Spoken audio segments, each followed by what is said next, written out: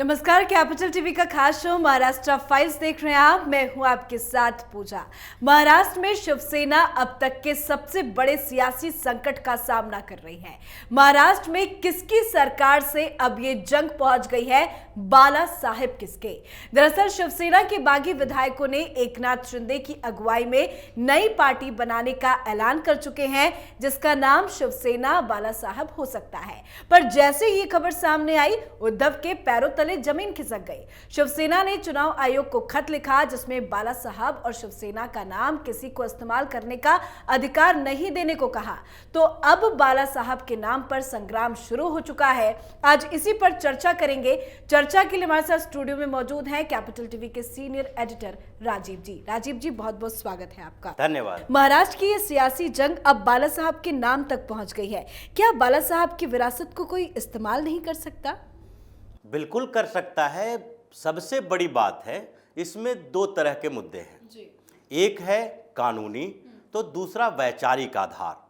अब वैचारिक आधार पर अगर देखा जाए तो उसमें उद्धव ठाकरे बिल्कुल पीछे नजर आते हैं, क्योंकि किसी की भी संपत्ति हो या विचार हो, दोनों पर अधिकार उत्तराधिकार अलग अलग होता है। बाला साहब की अगर बात करें तो बाला साहब के भौतिक संपत्ति के ऊपर, भौतिक वस्तुओं के ऊपर अधिकार उनके बच्चों का हो सकता है, इसमें कोई डाउट नहीं है, ये कानून सम्मत भी है। लेकिन वैचारिक आधार, वैचारिक उत्तराधिकारी कौन होगा, इसका निर्णय उद्धव ठाकरे नहीं करेंगे। बाला साहब के विचार जो भी थे वो थे हिंदुत्व के मुद्दे पर। वो कट्टर हिंदुत्व की बात करते थे। हिंदुत्व के मामले में वो जाति विहीन समाज की बात किए हैं। उन्होंने हिंदुत्व के विचार पर ही अपनी पार्टी का आधार खड़ा किया। अब ऐसे में वैचारिक उत्तराधिकारी और भौतिक उत्तराधिकारी दो अलग अलग मामले हो गए। भौतिक उत्तराधिकारी के तौर पर उद्धव ठाकरे को उनकी संपत्ति मिली हुई है। मातोश्री बाला साहब ठाकरे का था, अब उद्धव ठाकरे के पास है। उसके पास आदित्य ठाकरे के पास जाएगा, तेजस ठाकरे के पास जाएगा, यानी कि उसमें उनकी हेरिडिटी, उनकी परंपराएं जो है वो उनके पास जाएगी। लेकिन आप वैचारिक उत्तराधिकारी कैसे बनेंगे, ये आधार कोई दूसरा तय करेगा। सिर्फ आप तय नहीं कर सकते कि उनके विचारधारा पर, उनके आदर्शों पर उनका ही अधिकार है। तो इस आधार पर तो उद्धव ठाकरे फिसड्डी साबित हो रहे हैं। उनका मुंह काला होने वाला है, क्योंकि 2.5 सालों में उद्धव ठाकरे ने बाला साहब ठाकरे के पूरे विचार को तिलांजलि दे दी। उन्होंने कभी नहीं सोचा था कि मेरा बेटा कुर्सी के लालच में कांग्रेस और एनसीपी के साथ समझौता कर लेगा। बाला साहब ठाकरे जिंदा रहते तो ये तो नहीं हो सकता था, लेकिन उद्धव ठाकरे ने ये काम किया। अब फिर इस आधार पर अगर देखा जाए तो बाला साहब ठाकरे का उत्तराधिकारी होने का अधिकार ही उद्धव ठाकरे के पास नहीं है।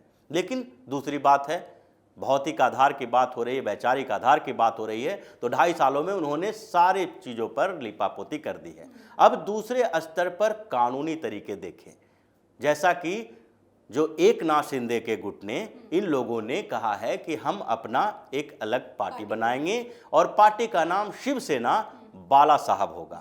अब इस आधार पर चुनाव आयोग में उद्धव ठाकरे ने चुनौती दी है। इसमें साफ तौर पर है, अगर कानूनी तरीके देखें तो एकनाथ शिंदे के पास 2/3 विधायकों का समर्थन है, यानी कि 2/3 से ज़्यादा है। मिनिमम 2/3 जो कही जाती है कि एंटी डिफेक्शन लागू होने के लिए, यानी दल बदल निरोधक कानून के दायरे से बाहर रहने के लिए आपको किसी पार्टी से अलग होना है, तो अगर आपकी सदस्यता बरकरार रहेगी उसी शर्त पर, जबकि आप 2/3 सदस्यों को अपने साथ ले आते हैं। दूसरे स्तर पर चुनाव चिन्ह का मामला आता है, उस पार्टी के ऊपर कब्जे का मामला आता है। वो पार्टी के संविधान के आधार पर उसका निर्णय होता है, जैसा कि उस पार्टी के वर्किंग कमेटी में कौन कौन से लोग हैं, उस पार्टी के पार्लियामेंट्री बोर्ड में कौन कौन से लोग हैं, और उन लोगों का निर्णय किसके साथ है। जैसा कि पिछले दिनों जो विवाद हुआ था बिहार में, रामविलास पासवान की मौत के बाद उनकी पार्टी है लोक जनशक्ति पार्टी। लोक जनशक्ति पार्टी में विवाद हुआ क्योंकि उनके जो रामविलास पासवान के बेटे चिराग पासवान हैं, उनके अलावा उनके साथ जितने भी सांसद थे, 5 सांसद एक साथ चले गए पशुपतिनाथ पारस के साथ। अब वहां पर विवाद शुरू हो गया कि असली लोक जनशक्ति पार्टी किसकी है। पहले ये केंद्र में चला, केंद्र सरकार ने ये मान लिया कि भाई जो ओरिजिनल पार्टी है और उस पार्टी को जिसने हमारे साथ गठबंधन किया था, उसके सारे के सारे सांसद अगर एक व्यक्ति को छोड़ के अगर पशुपतिनाथ पारस के पास हैं तो पशुपतिनाथ पारस की पार्टी से गठबंधन होनी चाहिए। उसके बाद ये चुनाव आयोग में भी मसला गया और दूसरे स्तर पर ये कोर्ट में भी मसला गया। लेकिन लोक जनशक्ति पार्टी किसके पास है? पशुपतिनाथ पारस के पास। चिराग पासवान की पार्टी जो है, अब लोक जनशक्ति पार्टी जो है वो लोक जनशक्ति पार्टी रामविलास के नाम से जानी जाती है। तो ये आधार कानूनी तौर पर देखा जाए तो वो दूसरे तरीके से एकनाथ शिंदे के पास इतने विधायकों की संख्या है कि 2/3 से ज़्यादा हो जाएगी और वो अपनी पार्टी बनाने के लिए स्वतंत्र हैं।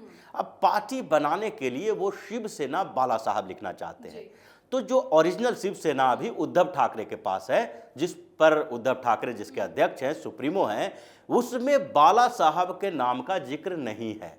बाला साहब उनके कौन थे? फाउंडर थे, लेकिन उसमें उन्होंने नहीं लिखा शिवसेना बाला साहब। अब नई पार्टी जो बनेगी उसमें शिवसेना बाला साहब लिखा जाना है। तो इसमें उद्धव ठाकरे का जो भी दावा है वो बिल्कुल गलत है, क्योंकि एक तो नाम अपने आप में एक किसी व्यक्ति का एक ही नाम वाले व्यक्ति नहीं हो सकते। अब बाला साहब के ऊपर अगर नाम की बात होगी तो उद्धव ठाकरे ये साबित नहीं कर पाएंगे कि बाला साहब पूरे महाराष्ट्र में या पूरी दुनिया में या हिंदुस्तान में एक ही हो सकते हैं। बाला साहब ठाकरे भी उस पार्टी का नाम लिखा हुआ नहीं है। अब बाला साहब ठाकरे भी अगर नाम लिखा रहे, जिसको बाल ठाकरे हम लोग कहते हैं, उसके आधार पर भी अगर पूरे महाराष्ट्र में ढूंढेंगे तो हजारों बाला साहब मिल जाएंगे। अब हजारों बाला साहब में आप ये कैसे तय करेंगे? बोलने के लिए तो कोई भी स्वतंत्र है। एकनाथ शिंदे जब उसका नाम रखेंगे शिवसेना बाला साहब, तो ये इंडिकेट तो यही होगा कि ये बाला साहब वही बाला साहब हैं जिन्होंने शिवसेना का गठन किया। तो ये तकनीकी चीजों को खुद उद्धव भी समझते होंगे। आपने जैसे कि समझाया कि इलेक्शन कमीशन की तरफ से जो आपने समझाया उस हिसाब से उनको धक्का लगेगा, उन पे बाला साहब का कॉपीराइट नहीं है। जब एकनाथ शिंदे बाला साहब के विचारों को आगे बढ़ा रहे हैं, उनकी विचारधारा को आगे बढ़ा रहे हैं, तो उद्धव को क्यों नहीं समझ में आ रहा? उद्धव को सब समझ में आ रहा है, ऐसा नहीं है कि वो समझ नहीं रहे हैं, लेकिन उच्च समझ के आधार पर वो कोशिश करेंगे। ये कोशिश करने की ये एक थ्रेटनिंग पॉलिसी है, अगर डराने की रणनीति जो अभी तक उद्धव ठाकरे पिछले 4 दिनों से कर रहे हैं। उद्धव ठाकरे क्या कर रहे हैं? महाराष्ट्र में वो जो विधायक, बागी विधायक बोलते हैं, अब हम बागी विधायक तो नहीं बोल सकते क्योंकि उन्होंने बगावत नहीं की है। एक तरह से देखा जाए तो उन्होंने ओरिजिनल शिवसेना की तरह, शिव सैनिक की तरह काम किया है कि वो उद्धव ठाकरे के विचारधारा से अलग हुए हैं, उद्धव ठाकरे के साथ नहीं रहना चाहते हैं। तो ये शिवसेना के साथ बगावत, ये बगावत तो तब कहा जाता जब शिवसेना के 55 विधायकों में से 5, 10, 15 बगावत करते। जब पूरी की पूरी पार्टी ही एकनाथ शिंदे के साथ है, लगभग अब आदित्य ठाकरे, उद्धव ठाकरे 2 तो खुद ही हैं। उद्धव ठाकरे विधान परिषद से हैं, आदित्य ठाकरे उनके बेटे हैं जो विधानसभा से हैं। तो उनके आसपास जो 10-5 लोग हैं वो छोड़ के सारे किसके साथ हैं? एकनाथ शिंदे के साथ।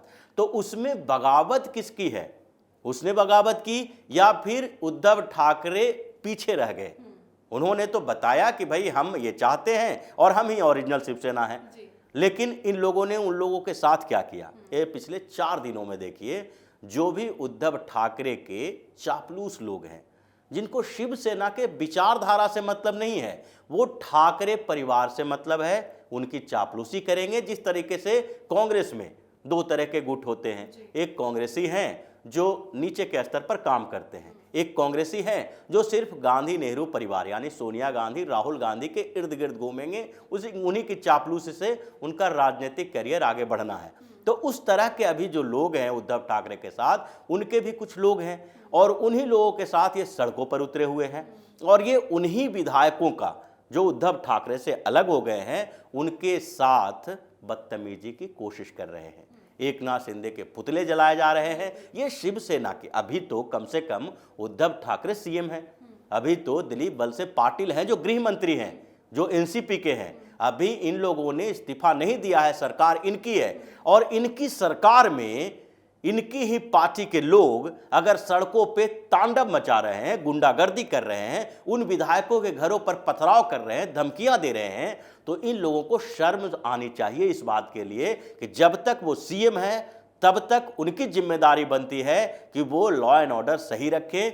अगर वैचारिक भेदभाव है, मतभेद है, जो विधायक इनसे अलग भी गए हैं उनसे वैचारिक स्तर पर समझौता किया जाना चाहिए, उनसे बातचीत की जानी चाहिए। आप गुंडागर्दी करके डेमोक्रेसी में सर्वाइव नहीं कर सकते, वही स्थिति इनकी है। तो ये जो धमकी देने का, जो गुंडागर्दी करने का तरीका इनका डेवलप हुआ है, उसी में एक तरीका ये भी है कि पहले हम इसको एक विवादित बात बताने और ऐसा लगे कि चुनाव आयोग को भी इस पर सोचना पड़ेगा और पहले ही शिंदे का गुट ये सोचने पर मजबूर हो जाए कि हम बाला साहब ठाकरे के खानदान से तो नहीं हैं, उनके परिवार से नहीं हैं, तो उनके ऊपर कॉपीराइट इन्हीं का होना चाहिए।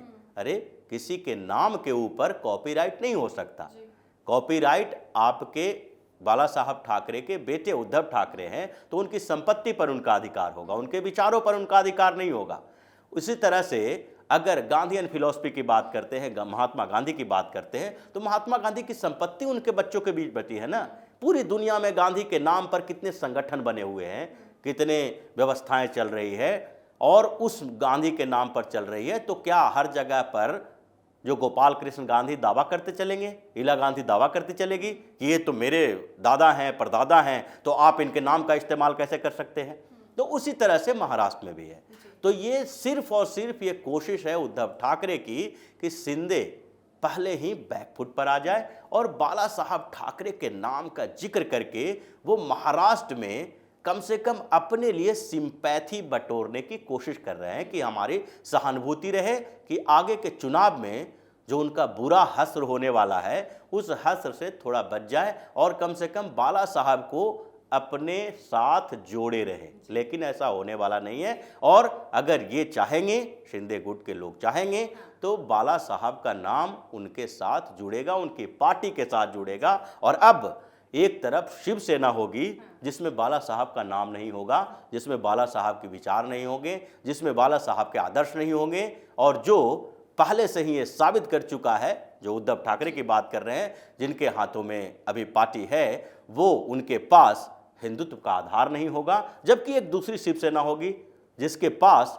बाला साहब का नाम भी होगा, आधार भी होगा, विचार भी होंगे, आदर्श भी होंगे और वही हिंदुत्व का तरीका, विचारधारा भी होगी। और ये जंग जो चल रही है उसमें अब उद्धव ठाकरे पूरी तरह से हार चुके हैं, वैचारिक रूप से वो दिवालिया हो गए हैं और अब उनके सबसे बुरा दौर जो होता है गिरावट का, वो शुरू हो चुका। तो असली शिव सैनिक तो वही होंगे जिनके साथ बाला साहब का नाम जुड़ेगा। बहुत बहुत शुक्रिया समझाने के लिए। धन्यवाद। तो महाराष्ट्र में सीएम उद्धव ठाकरे और कभी उनके करीबी रहे एकनाथ शिंदे के बीच की लड़ाई अब सिर्फ सरकार बनाने और गिराने की नहीं, ठाकरे विरासत पर आ गई है। एकनाथ शिंदे ने बागी विधायकों के साथ अपने गुट का नाम शिवसेना बाला साहब कर दिया है, जिसने उद्धव ठाकरे को खुली चुनौती दे दी है। अब देखना होगा इस चुनौती को कैसे उद्धव ठाकरे स्वीकारते हैं। महाराष्ट्र में जारी सियासी घमासान पर कैपिटल टीवी की नजर बनी हुई है। सटीक एनालिसिस के लिए देखते रहिए कैपिटल टीवी। नमस्कार।